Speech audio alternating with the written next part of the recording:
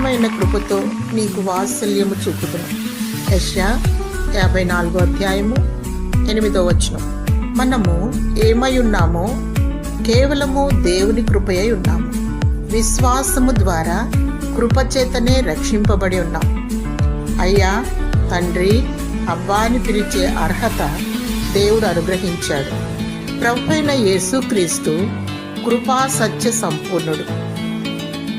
నీకు కృప వెంబడి కృపను అనుగ్రహించును.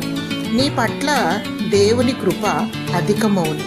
లోకానికి వేరై దేవుని కొరకు పరిశుద్ధత కలిగి పునరుద్ధాన రాకడ కొరకు సిద్ధపడుతూ ఉండాలి.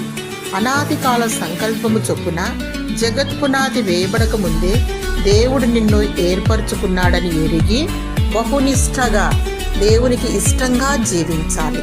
అధైర్యపడకు, నీవు ఒంటరి వాడివి కావు. నీ పక్షాన దేవుడున్నాడు. నిన్ను అనాథగా విడువడు. శాశ్వతమైన ప్రేమతో నిన్ను ప్రేమించుచున్నాడు. దేవుడు తన వాత్సల్యమును, కృపను చూపుచున్నాడు. ఆయన నీ పట్ల ఆయన ఒక్కరే నమ్మదగిన దేవుడు.